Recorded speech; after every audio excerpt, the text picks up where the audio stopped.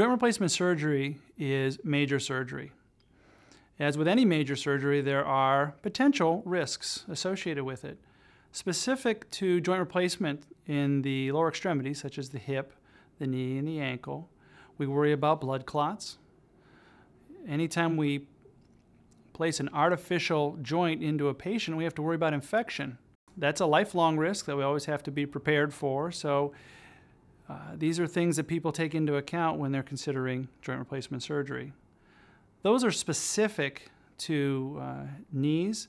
Hips also come with the additional risk of potentially dislocating. We take a very large ball and socket that you were born with, and we give you a large socket but a relatively small ball.